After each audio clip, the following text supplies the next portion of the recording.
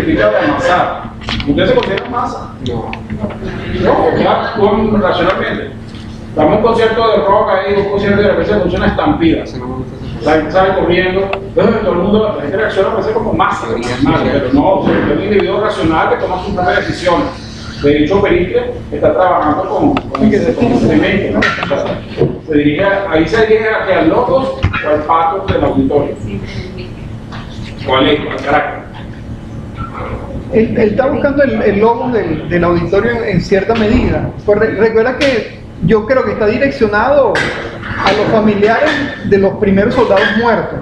Desde luego. O sea, son personas que es como dice, un grupo muy susceptible, aunque pueda haber gente general también que no tenga que... Pero todos están afectados por, si no han muerto en el momento, van a morir más adelante. Pues. Hay una circunstancia previa muy importante. Luego han muerto jóvenes, probablemente jefes, los maduros, etc., todos los cuales son hijos, esposos. En el primer año de la guerra, en la primera invasión de Esparta alrededor de Atenas, que muchos han perdido sus cultivos, de poder ver la ciudad, etc. Hay una situación bastante incertidumbre y toca hacer el funeral oficial, el funeral de Estado, para los guerreros que han caído durante ese primer año, o sea, digamos, esa primera fase de la batalla. Profe, yo creo que la perspicacia de Pericles en este caso se centra en el hecho de que él es consciente de que esa mayoría, que la llamaría mayoría, es heterogénea y por lo tanto los intereses son variables, varían. En este caso, él intenta centrar el discurso en función de unificar los intereses que varían, porque no todos son ciudadanos. Él habla que allí también hay extranjeros y por lo tanto hay intereses que en muchos casos chocan entre sí. Pero ¿por qué están todos congregados ahí? En función del funeral. Pero lo que busca entonces Pericles es que a través de esa oportunidad que se le presenta, consolidar el interés de Atenas sobre todas las diferencias que pueden haber en la muchedumbre. Otra cosa, el año de la guerra ha sido duro, la guerra no es una pampita. Estamos enfrentando con la potencia más pura, militarmente hablando de Grecia, ¿no? Y ha sido una prueba para la ciudad, y hay una parte del discurso que él enfatiza ese carácter, compara. Sí, dos sociedades, ¿no? La sociedad la sociedad ateniense, que somos nosotros, que somos ellos. ¿De acuerdo? O sea, muy interesante, es un discurso que tiene mucha densidad, a pesar de lo corto que es, mucha densidad, y fíjate que hay varias fases del discurso. La fase propiamente dicha del hombre fúnebre al final, ¿no? la palabra que divulgan los padres, etc. Pero ¿por qué intenta gradualizar? Vamos entonces con la pregunta número 2. ¿Qué dice la pregunta número 2? ¿Qué reconocimiento hace Pericles a sus antepasados? ¿Por qué es tan necesario tributarles el homenaje de recuerdo? Textualmente, Pericles dice el homenaje del recuerdo. ¿Por qué es necesario tributar el homenaje del recuerdo? ¿Por qué hace ese llamamiento a los antepasados? Hace esa figura retórica. Para la caracterización del imperio. Pero la palabra vanagloria significa gloria vana. Como lo originó llamaron Arete, lo ha llamado primero Homero, después Aristóteles. Entonces para ellos el valor era lo más importante. Llamado a la arete, hay varios valores implícitos en el discurso, el hermoso Frosiné, arete en el sentido clásico, que no es igual en el sentido Homero, que era fuerza, honor, orgullo, dignidad, valor, excelencia, hospitalidad, en el sentido que aparece buena llega en el primer. Ya la arete clásica es una arete especial, o sea, la excelencia, la construcción del ciudadano, individual al esfuerzo de la polis, de cada polis. Pero o sea, se puede entonces observar, dime allá. Bien, bueno, más allá de glorificar, yo creo que también es reivindicar, y que eso también sucedió antes, y que es gracias a lo que ha sucedido antes que nosotros podemos sentirnos, en este caso, ¿verdad?, bendecidos o agradecidos, y que debemos avanzar, que por ejemplo, en esta parte, no sé si lo puedo mencionar ahorita, la etapa del lamento necesita ser reconocida, y qué mejor manera que hablar del antecedente, que son los antepasados de ellos en ese caso, para sentirlos más bien como la manera de sustentar esas ganas de seguir adelante. Bien, no por aquellas personas venimos nosotros. Hay un sentido genealógico del discurso, hay un sentido genealógico que es muy importante en el discurso. Viene Josefina, John primero, Josefa, Jackson, Eber, por aquí, y Michelle. Para esta pregunta particular, ¿qué pasamos a nosotros? No, yo creo que cuanto al tributarles el homenaje del recuerdo, es más atribuirle una característica o algo que se ganaron por la entrega de su vida con respecto al Estado, con respecto a la tierra, con respecto a su gente. Y el recuerdo simplemente porque todo lo material desaparece, tarde o temprano, a través del tiempo, la naturaleza, eso desaparece, pero el recuerdo, en lo que es la sociedad, siempre va a perdurar. Así la generación nueva viene otra generación y eso va pasando de generación en generación como una costumbre, como una tradición, y el recuerdo nunca muere. Excelente. De hecho, hay otra pregunta más adelante que trata sobre esa beca muy buena, John.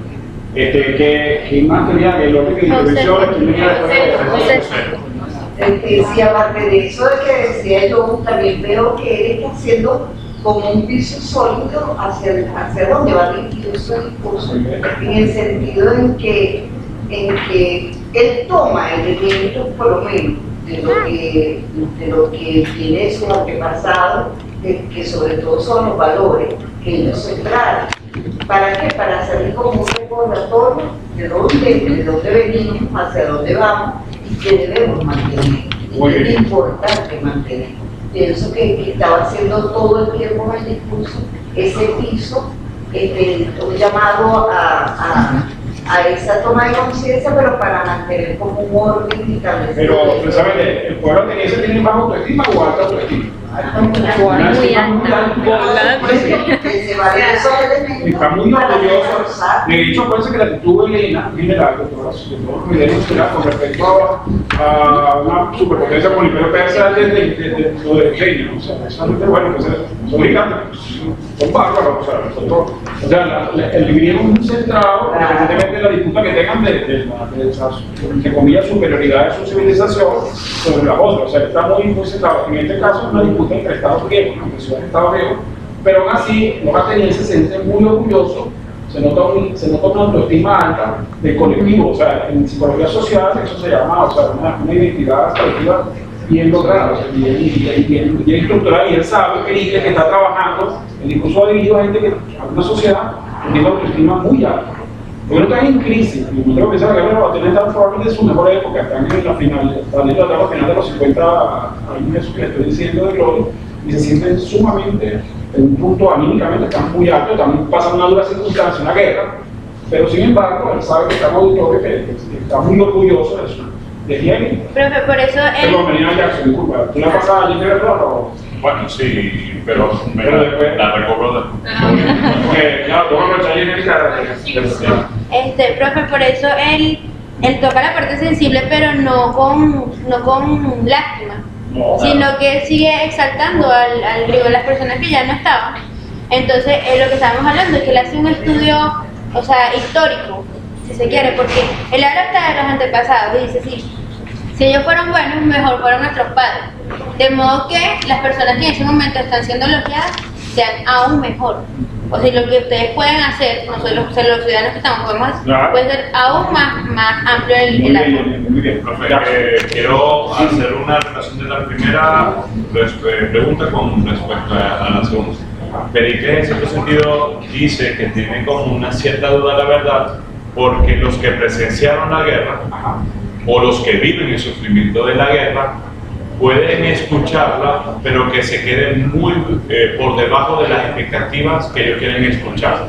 Es decir, uno puede decir fue bueno, fue lo otro, pero como que las palabras se quedan cortas, o lo puedo percibir como que las palabras le quedaron cortas, yo quiero escuchar algo más.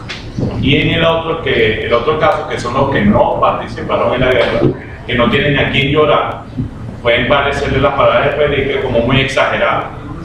Entonces, entonces, partiendo de esta, se puede comprender la segunda. Hay algo común en nosotros, los que participaron en la guerra y los que no participaron en la guerra. ¿Cuál es? Que tenemos un antepasado, que serían nuestros fundadores, que serían los padres de nuestros padres, que juntos han trabajado esta tierra y han hecho algo. Y a mí me encantó fue esta palabra, porque él hace un recorrido muy breve, pero diciéndonos por qué yo estoy diciendo esto. Y es esta: el imperio que poseemos dejándonos así a nuestra generación una herencia incrementada. Es decir, cada generación ha aportado algo que ha hecho de hoy este gran imperio que es el que estamos viviendo. Claro, pero ¿y que no se está quejando de la Cuarta República, la tercera, no, es un desastre? Probablemente él recibió un desastre, literalmente, cuando él llegó, pero él necesita acudir a esos efectos retóricos. De hecho, está galvanizar a su auditorio, galvanizar a la población que está por otra parte cercada, que está recluida dentro de los largos muros largos de la ciudad, y están viviendo una etapa de escasez igual que nosotros ahorita, de desabastecimiento, no consiguen nada, los pañales, no consiguen nada ahí. Es una situación muy fuerte. Es una situación similar a la actual, pero solo que el estado de ánimo es una confianza. Ahora la palabra confianza es muy importante, la vamos a retomar adelante. Vamos con la tercera. Una última cosa, ¿no? Entonces ahí vemos dos cosas. Primero, una empatía política, porque los que participaron y los que no participaron en la guerra lo lleva a un punto de unidad. Y la segunda es que capta la atención de los dos tipos de personas que perciben. Claro, como rector está logrando el objetivo. Muy bien, muy buena intervención, ya. Chente. Bueno, ya mis compañeros han hablado argumentativamente de lo que es en sí la naturaleza del por qué se llevó a cabo este hecho fúnebre que por sí es histórico. Bueno, lo que me llama la atención de todo esto, aparte de lo que dijeron mis compañeros, es que aquí entra el tendencia de la muerte de la gloria, porque a través de ella los venideros habitantes van a seguir a través de ese ejemplo, seguir reforzando su patria de manera en que ellos van a seguir venciendo, siendo el ejemplo de esos muertos ya caídos, pero son hechos que para ellos no han caído. El sacrificio ha sido el sacrificio. En otras palabras, se podría manejar, ha sido útil o no el sacrificio. Exacto. Claro, es una pregunta que me surge ahorita, no está planteada en las pausas, pero el sacrificio de los muertos ha sido útil, o sea, ellos sacrificaron el mano, realmente la pregunta que es que intenta todo, o sea, él está explicando las razones, no puede consolar a los padres de algo que ya pasó. O sea, prácticamente eso es algo que es muy común, que dice que uno no debe enterrar a sus hijos, ¿no? O sea, es muy doloroso enterrar a los hijos de uno, o sea, que los más ancianos para primero, es muy doloroso enterrar a los hijos de uno, la continuación de uno, prácticamente. Pero él está tratando con una sutileza muy especial, muy de elevar ese sentido de pertenencia al proyecto que trasciende al individuo mismo. Vamos con la cuarta pregunta, Chente. La cuarta es, ¿qué valores resultan Pericles como característicos desde el punto de vista de la movilidad social y participación en los asuntos públicos? ¿Tienen los ciudadanos atenienses entre sí y con el Estado? ¿Cómo es la relación de los ciudadanos atenienses entre sí con el Estado? ¿Y qué valores, digamos, rápidamente, en grandes rasgos, quién representa? ¿David? Bueno, Pericles quería resaltar, y tiene relación con la tercera pregunta, una distinción que había del gobierno ateniense con respecto a los demás gobiernos. Y esa diferencia era que en el gobierno ateniense todos los ciudadanos estaban preparados, sin importar su condición social o económica, para participar de los asuntos públicos. Son ciudadanos libres. Entendemos aquí que son ciudadanos libres. Y la norma aquí es la esclavitud, de esos rollos que sí los había, efectivamente, el modo de producción esclavista, la más marxista. Pero salvando esa cuestión, y en caso que son primos interpares, o sea, todos iguales entre sí, aproximadamente, hay una participación efectiva en la dirección de la poli, que es un caso único que se da en la antigüedad. En ese momento eso es una excepcionalidad extraordinaria, que sea el conjunto del mundo antiguo. Y una sociedad, en esa misma época que estamos hablando, mira, Jerusalén lo dirigieron por Teócrates, por Macabeos, Egipto es una dinastía faraónica, y no se le pide la opinión a nadie. Ahí lo que los sacerdotes dicen, y punto. Ahí ya habrá una democracia, podemos decir entre comillas, pero hay un sistema de gobierno que por lo menos toma en cuenta la opinión de la gente. Aquí se nos habla muchas veces de democracia participativa. Pero usted me llegó a su correo electrónico cuando decidió poner una octava estrella en la bandera. ¿No me llegó? No.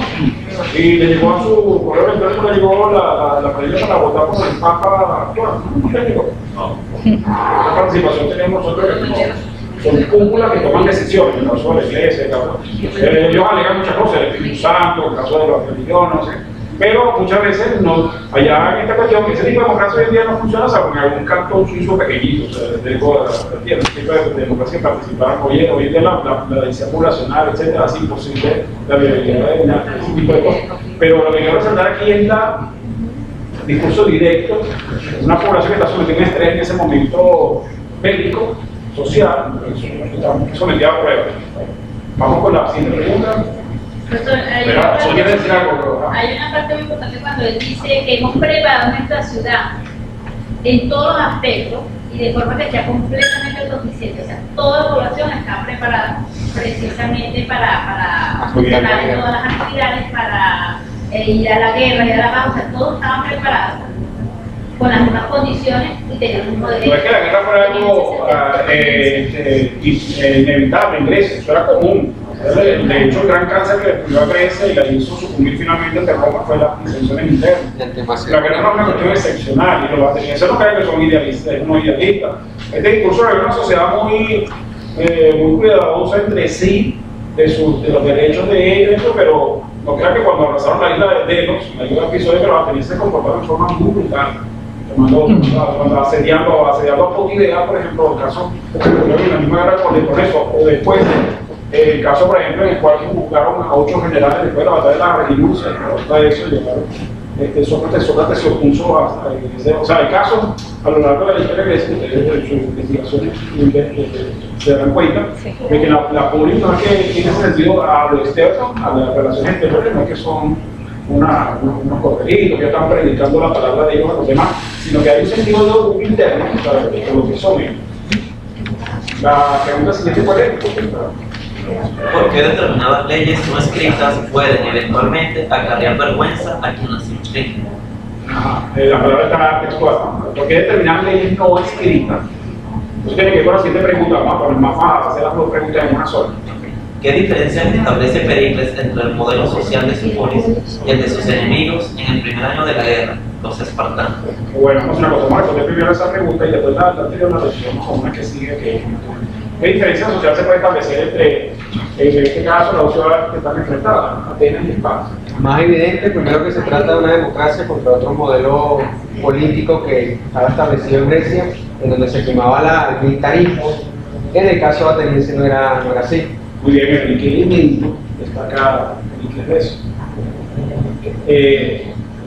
Él habla sobre la meritocracia. Él muy fino, él lanza Él dice unos ejemplos de define y luego dice que al contrario no. Por ejemplo, él habla de la meritocracia, que los competentes son los que gobiernan y son los que, en cambio, dice que de la ignorancia al tener un bien no va a definir a la persona como competente. Lo mencioné. Hay una pregunta ahí que dice por algo del inútil en asuntos públicos, porque creo que la pregunta siguiente, el inútil en asuntos públicos, ¿cuál es? Hay una pregunta, no sé si era así. ¿Por qué Pericles menciona en el contexto de su discurso que quien no toma parte en los asuntos públicos no es un despreocupado únicamente, sino incluso un inútil? Lo dice, es una palabra textual de Pericles en el discurso. ¿Por qué dice eso Pericles? Porque el que no toma asunto, participar en los asuntos públicos no es un despreocupado, sino un inútil. Por lo que anteriormente se dijo, porque como todos estaban preparados para asumir, el que no lo hacía era porque no quería. Ok, pero porque dice que es un despreocupado nada más. Porque dice que tú tienes que participar en eso. Porque hay una corresponsabilidad ahora de la contribución de la polis, que es uno de los valores lectos fundamentales en la sociedad ateniense, el hecho de que todos debemos contribuir como ciudadanos, como primos interpares, a la contribución de ensalzar a la ciudad y en consecuencia también a los antepasados. Y ese mismo entusiasmo lo tenemos hoy en día cuando nos llaman de reunión de condominio, una reunión de la junta allá abajo, y me dicen, ¿sabes que tú puedes ir a bajar ya? ¿Qué van a decir? O el consejo comunal, o la asociación de vecinos. ¿Será que tú vas? ¿Ves tú, mi amor? Profe, porque es muy pero difícil. los hijos tienen ese entusiasmo, no sabes la diferencia en el entusiasmo de participar y meterse de verdad en los asuntos de la ciudad, porque hay una amenaza externa, pero hay despreocupación, porque ellos dicen, Pericles dice, da referencia a los delitos colectivos, y en nuestra sociedad El que no participa no lo consideramos despreocupado, un neutral, sino un perfecto inútil. Lo dice Que no está contribuyendo. Mariano también debería y después Jackson. Bien, él ahí hace una aclaratoria muy importante, que es lo que yo pienso que hace que se llegue al amor, al suelo y a la patria. Genera un concepto muy importante de que el ser, el ateniense como diferente, y por eso todo el mundo quiere ir allá, y aceptan extranjeros y todo el mundo, porque es un sistema donde la persona toma un amor de tal magnitud a lo propio, que le hace que arriesgue hasta la vida, los bienes, por el bienestar de ese sistema. Y ahí es donde él va a establecer que el sistema que él plantea o que tiene Atenas es el justo que se establezca en todo el mundo griego. Y entonces pone en oposición un sistema bárbaro que él más o menos suavemente suaviza, es el sistema espartano, no puede predominar. Claro, yo supongo que eso es para calmar un poco el dolor de tantas muertes que hubo, y también sabemos que en esa misma época había varios filoespartanos en la misma Atenas. Mucha gente decía, esto no respeta valores tradicionales. Había una arete, habían dos aretes, una que se estaba conformando, que es una arete del siglo V, pero venía una arete clásica que respondía más a los valores de Esparta, y es por eso dice, no nos dejemos, o como dicen, sí, por los valores de Homero y de los poetas. Hay una quinta columna. Hay una quinta columna. Gente como Platón, por ejemplo. Que era decirlo. Genofonte, Alcibíades. Admiradores de ese modelo. Y Pericles es una extraordinaria defensa, una descripción, una de los discursos más brillantes que pocas páginas tú describas tu sociedad. No lo está describiendo, o sea, te estoy diciendo a ti, padre, por qué tu hijo murió y por qué murió, y si su muerte fue en vano. Vamos a la siguiente pregunta. Ajá. Faltamos La 7. La 4 no se había dicho, ¿verdad, Carly? Lo de los valores. ¿Puedes leer tú, Carly? ¿Qué valores los valores que resaltan Pericles como características? Desde el punto de vista de la movilidad social y participación en los Esa pregunta es subyacente, quedó subyacente, pero rápidamente, Carly, ¿la puedes contestar tú? Sí, precisamente ahí él habla de los valores, o sea, que ellos, a lo que ya se comentó, que ellos aceptan a los extranjeros, que ellos son ejemplos para otras naciones, que ellos tienen una democracia, entonces eso está implícito también. Hay una frase muy famosa que es famosa mundialmente en el campo de la retórica, en el campo clásico es: somos la escuela de Grecia. Hay una frase más hermosa: amamos la sabiduría sin glanicie o sin relajación. En algunos textos se dice sin glanicie, un término más clásico. Jackson. Ahí yo sacaba era dos virtudes que resalta Pericles. Uno, cuando habla de asuntos privados, que es la igualdad. Es el primer valor ético que veo allí, la igualdad frente a la ley. Porque no habla de igualdad económica, habla de ¿Cómo se llama en griego? Isonomía, no ley hizo igual, ¿verdad? Y la segunda es concerniente al Estado, es que sean ciudadanos libres, es decir, la libertad, es el segundo valor. Un reconoce con ciudadanos con el Estado, tiene deberes y derechos, un entusiasmo también, porque hay esa sentido de participación entusiasta que se observa. Porque en la batalla de Maratón va 10.000 atenienses asustados de verdad, que incluso algunos se hicieron antes de enfrentarse a los persas en Maratón. Se hicieron, sí. Y de hecho agotados.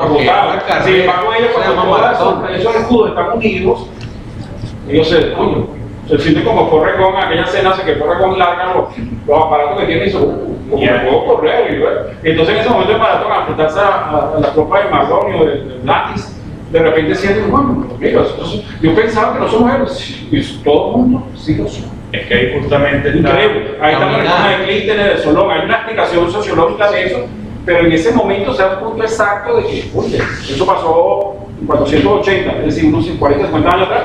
Es una sociedad que viene de experimentar y vivir la democracia, no que eso, la batalla de Maratón fue en 490. Y estos acontecimientos que estamos hablando están en 429, 430, han pasado 40 años y en 40 años ellos han ejercido la democracia, el sistema de gobierno, 40 años. 60 años, han sido reelegidos mutuamente, han hecho muchas cosas. O sea, es una gente que se está enfrentando a una nueva prueba con exaliados, que una guerra media, pero sin embargo están confiados porque su sistema funciona, lo social y político está funcionando y no tiene ningún miedo.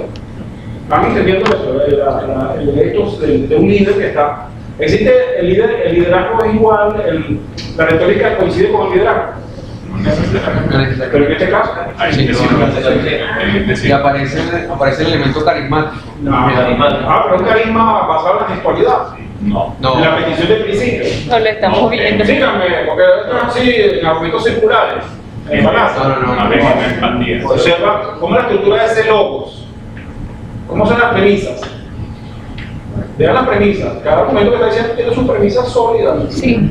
La conclusión está al principio. Somos esto y esto y esto. Porque no, que no hacemos eso, porque no nos negamos, porque concluye, pero argumenta, sostiene sus premisas con una extraordinaria proyección, discurso, sin necesidad de exagerar, sin necesidad de poner como una retórica. No, de hecho dice, nosotros somos así, los otros son así, así, así. Y establece una comparación entre... Es un linde importante. Y sin necesidad de vanagloriarse, que él también lo dice explícitamente. Lo define Los demás totalmente. quieren aprender de nosotros, de nuestro modelo. Juan, ahí hay una parte muy importante. Claro, Pericles es un híbrido, es una fusión. Educado por Protágoras y Anaxágoras, filósofos muy académicos y muy precisos en lo que es el saber y lo que es la verdad. Y también educado por retóricos y por sofistas. Entonces, él trata de hacer en sus discursos una mezcla de lo que es totalmente correcto con algunas figuras que se entran en falacia, cuando él dice felicidad, libertad y valor. O sea, a lo mejor eso no tiene una correlación directamente con lo otro. Hace analogías que no son propias o que no son naturales. Entonces, pero la capacidad que tiene él como retor se debe a que también tiene un estudio filosófico avanzado, pues, muy avanzado. Pero entonces el retor se hace o nace. Hay que hacerlo. Y los políticos de Venezuela se hace el clima en la Asamblea Nacional es similar a eso. No, pues se apura la retórica vacía. Eso puede llamar retórica, si te así, pero que hay en la Asamblea Nacional. Se va. Para etcétera, discurso, también lo que quiero decir cómo se rescata el clima político, el respeto a la unidad del otro, el respeto a los argumentos. ¿Me están entendiendo? Otra preguntita más y finalizamos. Entonces, ese material yo se lo dejo a ustedes para que lo utilicen en su práctica docente, puedan utilizar el proyecto para los niños. Las 5. ¿Por qué determinadas leyes no escritas pueden eventualmente acarrear vergüenza a quienes escriben? Acá cuando habla de leyes no escritas, yo pensé inmediatamente en las costumbres. Y lo que usted nos explicó en la clase cuando la vimos en el colegio, las costumbres también conectadas a la moral de la sociedad. Entonces traen vergüenza a quien las infrinja porque ya como que viola la moral de la sociedad. Es una raya. El ser la raya. O sea, yo no hago eso porque que no es una ley. Los ingleses tienen una idea de cómo se debe comportar un inglés dentro de Gran Bretaña y fuera de Gran Bretaña. El castigo por la palmeta, los maestros castigaron por la palmeta a los escolares ingleses, ¿saben hasta qué año? Hasta 1997. ¿Qué estaban ustedes haciendo en el 97? Bueno, yo estaba en quinto grado. Bueno, en el época que estaba en quinto grado, porque en la tierra se abolió el uso de la palmeta. ¿Qué es la palmeta? Ya lo sé, ya saben. Es para pegarle, el niño tiene que tender la mano.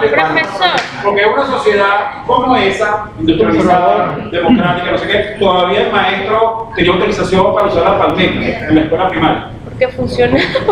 Mantenerla. Porque tenía. No, es peor aún, porque es aceptado por la común de la sociedad y no la ha visto como una cosa. Aquí un maestro. A mí me lanzaban borradores en el 97. Para la otra una vez y el profesor como no lo saca y lo. En 97 a mí me lanzaban borradores de madera. Bueno, no a mí, el profesor lo hacía en clase y dice. En inglés, Eso es ayer por la noche. Eso ayer por la noche. de inglés. 97 ayer por la noche. de la escuela. Pero eso tiene que ver con el hecho de carácter nacional, porque los padres representantes aceptaban eso como normal. Profesor, allí dice, ¿verdad? Pueden eventualmente acarrear eventualmente, o sea, si se hace, llega un momento en que se convierte en algo mayor y dice acarrear vergüenza, pero no es vergüenza, pero ay, qué pena yo, no es algo yo, sino algo de la identidad en común, o sea, eres una vergüenza para nosotros los atenienses. Escuchen, por cosas como esa, a veces se jugaba una persona si el curso de una operación militar o una conformidad en caso de contratar ella escrita era sancionada. Al llegar a la ciudad había sancionado, no es que las cosas se pasaban por alto, ¿no? De hecho, a veces pasaban casos judiciales de pesada, como la casa que le hacen a Sócrates para atribuirle corrupción de los jóvenes. O sea, eso tiene una intencionalidad, ¿no? Una intencionalidad muy determinada, pero vean ustedes que hay una sociedad que utiliza mucho el legalismo, la cuestión legal. También pasará este punto. No sé,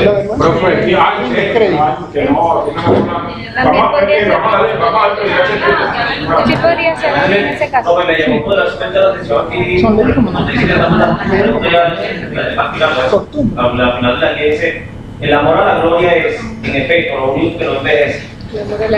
Y en la época improductiva de la vida, lo que da mayor satisfacción no son las ganancias, como dicen algunos, sino los honores. O sea, aquí tiene mucha connotación lo que en cuanto a la parte de la satisfacción que tienen ellos como patriotas, porque ellos, en este caso, Pericles hace una alusión a lo que con la muerte, a través de la gloria, eso no va a envejecer nunca, porque siempre va a perdurar ese crecimiento y ese modo que tiene la persona en virtud de luchar por su patria, por la autonomía de la iglesia. ¿Por qué se amor a la gloria? Porque en otra pregunta por ahí, gente similar a esa que el Papa comienza a hablar de la tierra toda es la tumba de los hombres ilustres. De los hombres ilustres. ¿Qué significa que la tierra toda es la tumba de los hombres ilustres? En esta concepción que está, esto que está vendiendo Pericles. Mira, lo que pasa es que el griego, al empezar a alejarse de la mitología, se da cuenta que el hombre lo que queda es los actos y la obra que él realiza. Y el recuerdo, o sea, ya no, por eso es que es muy valorado el político y más adelante el filósofo y el escritor. Pero lo que va a quedar del hombre es su fama, su gloria, que es la obra que él deje, que sea obra tangible y reconocida por los demás. Lo demás... se llama legado. ¿Qué decía Heráclito? El carácter de un hombre es su destino. Suplemento 95. ¿Qué significa que el carácter de un hombre es su destino? ¿Qué más? ¿Qué significa que el carácter de un hombre es su destino? Heráclito dice.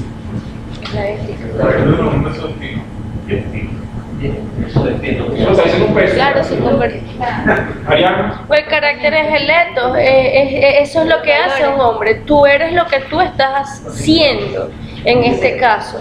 En base al carácter uno va a dirigir su vida.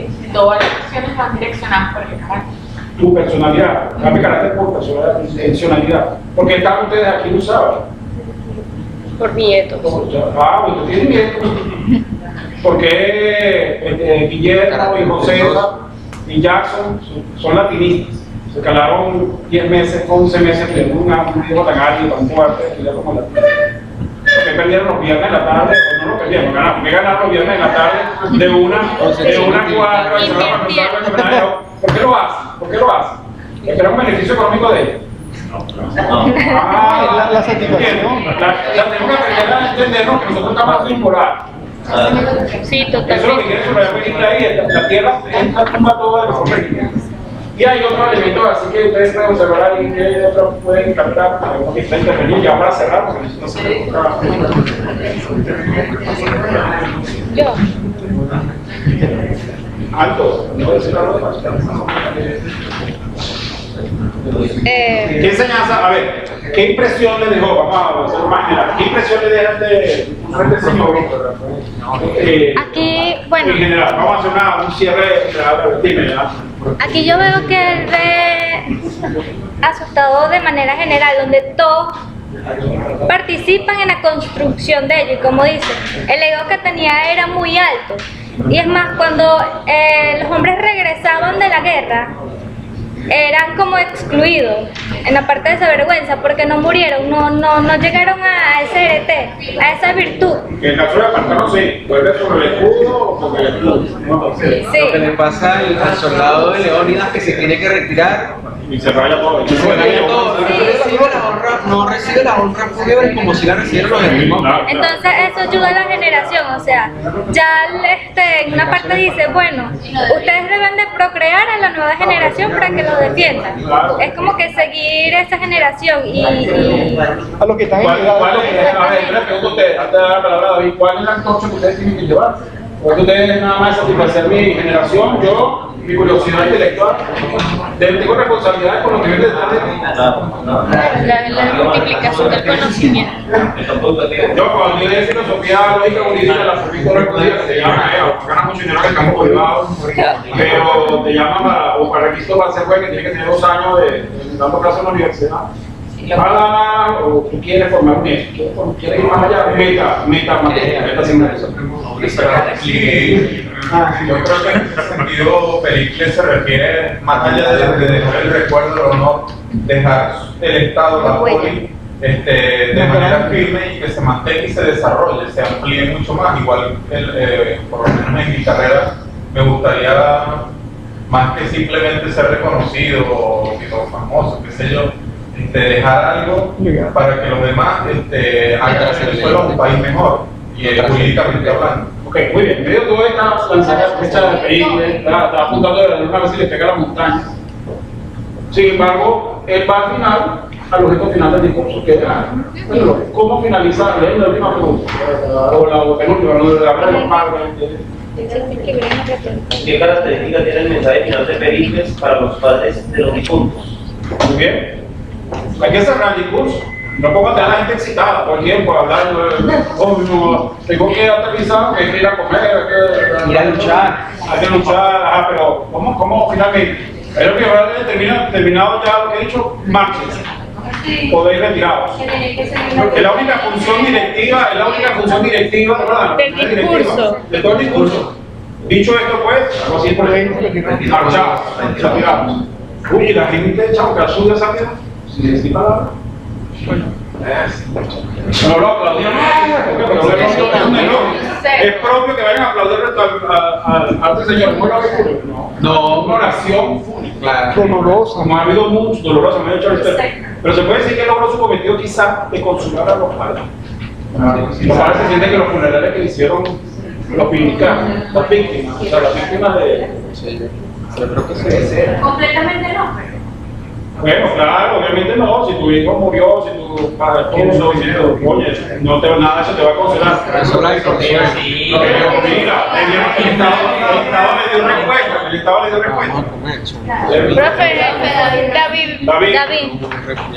Bueno, dos detalles que observo en el discurso de Pericles. Se ha dicho en varias oportunidades que uno de los propósitos que tenía era consolar a los familiares, pero también creo que él tenía un propósito secundario, quizás,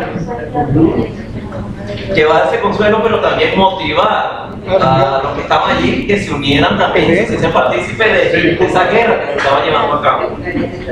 Y para eso usa un argumento de peso, o sea, o usar una idea que dentro del discurso tiene peso, que es el hecho de que la muerte por el bien de la polis es bueno.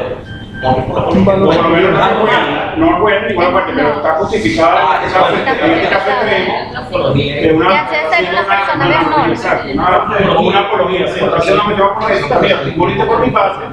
Pero tú vas a que nosotros no haber una guerra, que nosotros los políticos aquí de repente inventan que ahora la nueva casus belli va a ser Guyana, pues nos están territorios, nos quieren instalar todo de patriotismo y tal. Los políticos nuestros pueden pedir a nosotros que nos sacrifiquemos así por ellos, así por la ciudad, no vamos a llevar por el Golfo de Venezuela. Ahí entra la problematización de la legitimidad del hecho. La legitimidad de hecho, la legitimidad de ejercicio. La democracia no es solamente el contexto importante. Porque para aquel entonces el hecho de la visión como tal llegaba a su trascendencia más absoluta y total cuando el sujeto partícipe, en este caso de la guerra, llegaba a su lecho de muerte. Entonces, en esas circunstancias, incluso la muerte hacía que este personaje que en el discurso está haciendo la sumatoria total de ellos, son los que van a hacer la significación de la virtud, de la habilidad colectiva de la sociedad. Muy bien, muy bien. No sé si estamos hablando de ello, lo que es el consuelo de los padres, ¿verdad? Hay una parte, no sé si la Odisea, que es cuando llega y una madre que está esperando a los guerreros, y bueno, en la guerra mueren sus 5 hijos. Y ella le pregunta a uno de los marineros si habían ganado la guerra.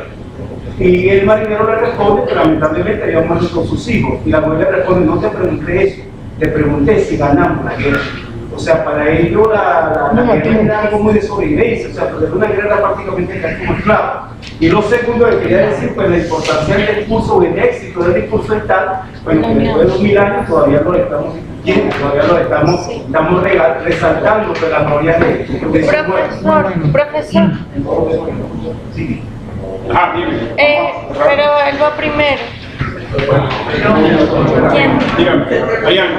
Bueno, que por ejemplo la importancia de este discurso hacia los padres, porque siendo sus hijos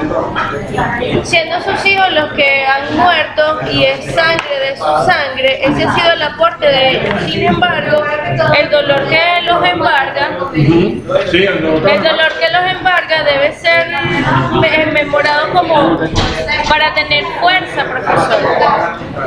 Allí dice que deben tener fuerza y que los padres que todavía estén en edad reproductiva.